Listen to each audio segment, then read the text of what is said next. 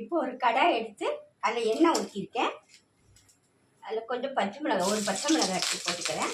அந்த கீரையும் நறுக்கின கீரையை எடுத்து போட்டுக்கிறேன்.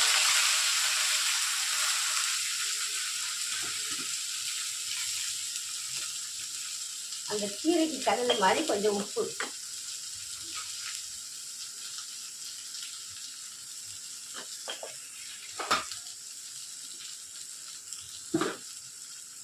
கொஞ்சமாக தண்ணி ஊற்றிக்கிறோம். அது கீரை வேலைக்கு கலந்து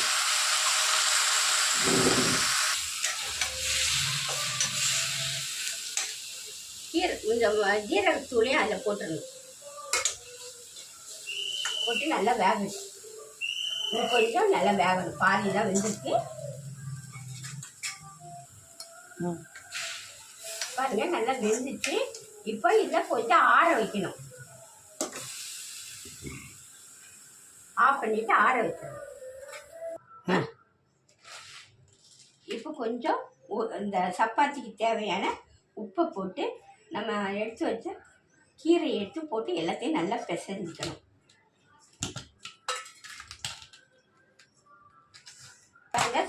சப்பாத்தி மாவு பதத்துக்கு நல்லா பிசைஞ்சு வச்சுட்டேன். தலைன்னு கொஞ்சம் பிசையணும்.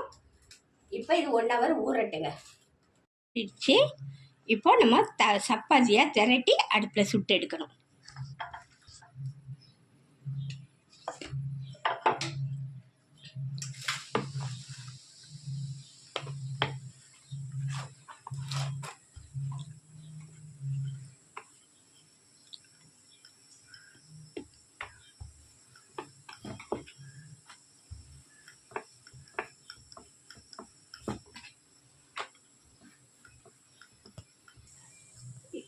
இப்போ தோசைக்கல் அடுப்பில் வச்சுருக்கேன்.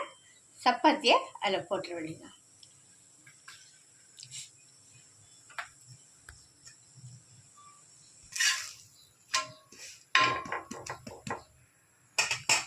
சிம்மில் வச்சு நல்லா வேக வைக்க பாருங்கள். முளைக்கீரை சப்பாத்தி ரெடி ஆயிடுச்சுங்க. இந்த ரெசிபி உங்களுக்கு பிடிச்சிருந்தா சப்ஸ்கிரைப் பண்ணுங்கள், ஷேர் பண்ணுங்கள், கமெண்ட் பண்ணுங்கள். அடுத்த வீடியோட சந்திக்கலாம். நன்றி, வணக்கம்.